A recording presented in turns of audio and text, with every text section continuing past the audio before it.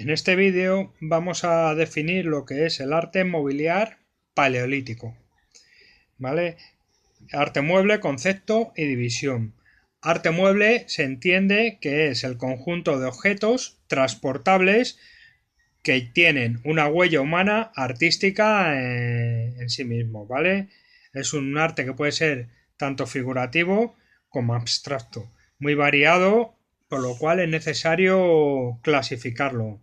L'Eraguran lo clasifica en base al soporte y al uso, y así habla de arte mobiliar de útiles y armas, unas de uso precario, azagallas y arpones, y otras de uso prolongado como bastones y propulsores.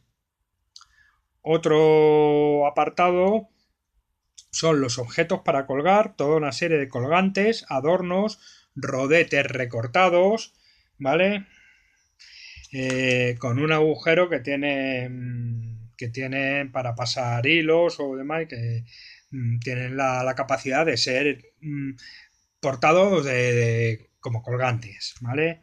Y luego esto sería objetos para colgar, todo esto, ¿vale? Pero realizados en hueso, hasta marfil, etcétera, en todos los materiales, piedra, todos los materiales que se utilizaban. Luego están los objetos religiosos, que son las esculturas, animales, femeninas, masculinas, plaquetas decoradas, etcétera.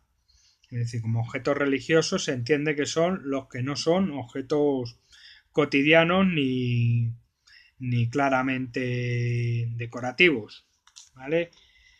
Historia de la investigación del arte mueble. El arte mueble es anterior al arte rupestre y también tuvo sus problemas de ser aceptado como arte, ¿vale? El bastón perforado con dibujo geométrico fue la primera obra reconocida por Efrembier. La placa de hueso con ciervas en Chafot, ¿vale? El Artet es el primero que impulsa el arte mobiliar con numerosos descubrimientos en Francia. Bruil, el abate Bruil, a principios del siglo XX, en la Rivière, el Rivière, a finales del siglo XIX, son los últimos años del auge de estos estudios. Materias primas del arte mobiliar. Debió existir gran variedad, aunque solo se conserva una mínima parte, que son las realizadas en hueso, en asta, en marfil, dientes, conchas y ámbar. Depende de la zona, aunque se constatan materias que provienen de cientos de kilómetros, con lo cual hubo contacto para intercambiar esas materias primas. Hay distintos tipos de materiales que se seleccionan en función del objeto que se va a fabricar, teniendo en cuenta las cualidades del mismo y la imagen mental que tenían de lo que querían llegar a hacer, ¿vale? Las astas son más propicias, por ejemplo, para la fabricación de arpones o azagallas. El marfil es más propicia para puntas de lanza y adornos, y los dientes son más propicios para colgantes. Los distintos tipos de piedra forman los soportes inorgánicos, desde cantos rodados a plaquetas de caliza desprendidas de las paredes. Esto en cuanto a las materias primas, ¿vale? Los útiles y las armas eran decorados con motivos figurativos o abstractos. Son objetos funcionales y artísticos. Los más precarios son de uso limitado, como los arpones, y llevan una decoración más sencilla, y los más duraderos llevan una decoración, un arte implícito más elaborado. Los bastones perforados se realizan en fragmentos de astas de cérvidos decorados con geometrías animales como esculturas, ¿vale? Los propulsores en asta de varilla larga extraída están decorados con esculturas animales como cervatillos, caballos en posturas complicadas, etc.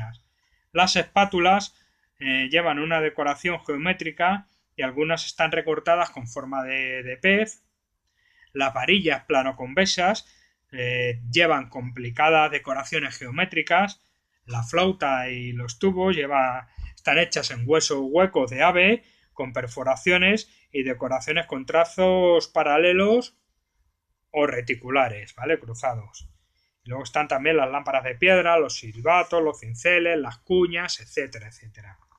En cuanto a los objetos de colgar, Todos son elementos que llevan un agujero perforado y por las que se puede pasar un hilo, como he dicho antes. Tiene un uso religioso, decorativo, social o utilitario. Entre ellos están los colgantes, variados en dientes, piedra, concha, hueso, caninos de ciervo decorados con incisiones lineales o dientes de oso tallados como aves.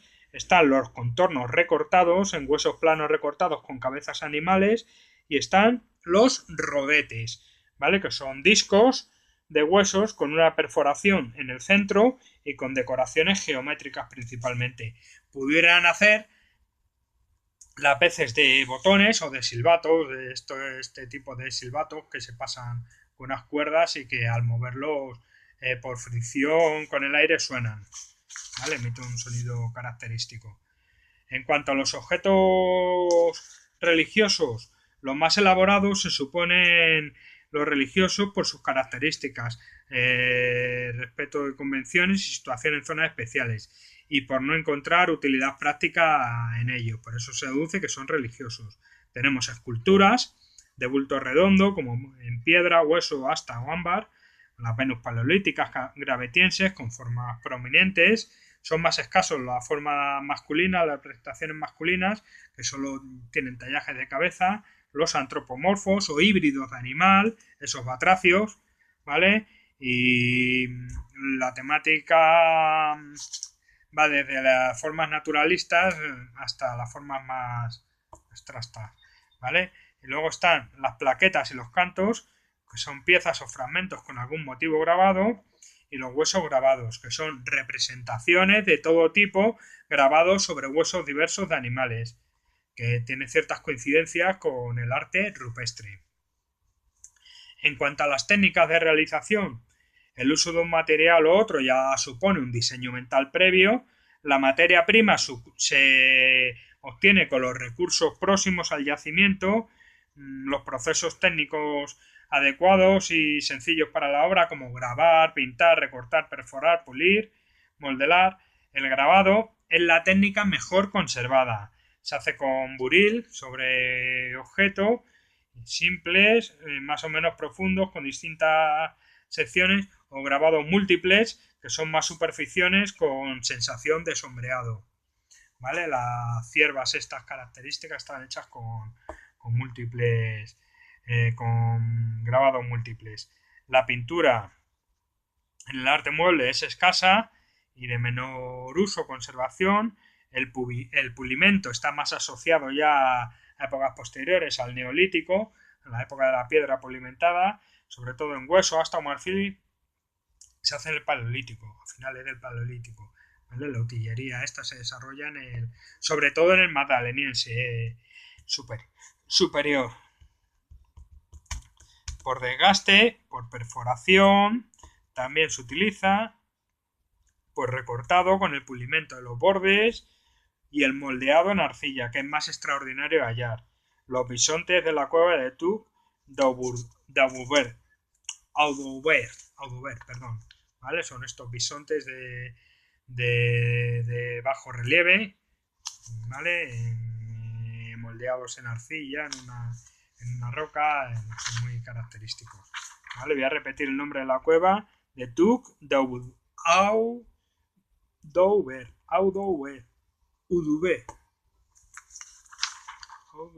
¿vale? Convenciones y cronología. Las convenciones aceptadas y generalizadas, repetidas en el tiempo, se repiten en el arte rupestre y se usan para datar, ¿vale? Estas convenciones están usadas para datar. Convenciones quiere decir este tipo de estilo es propio de la auriñaciense. Eso luego lo vemos. Leragurán hace una clasificación muy completa, ¿vale? Las convenciones son técnicas asociadas a determinadas representaciones, como las ciervas con trazo múltiple sombreado, que sabemos que son del magdaleniense inferior cántabro, ¿vale? Si vemos ciervas con trazos múltiples que dan sensación de sombreado, directamente lo asociamos al magdaleniense inferior cántabro. Esa técnica es de esa época. Los trazos pareados ¿vale? Son del sol lutrense. Entonces los estilos y los temas marcan también una época. El carbono 14, la técnica esta de datación, a veces confirma y a veces varía, ¿vale? Estas convenciones. 30.000 años de arte mueble han dado lugar a gran diversidad con variantes regionales, variantes temporales y variantes de todo tipo. Son 30.000 años de arte, ¿vale? Y nada más, con esto terminamos.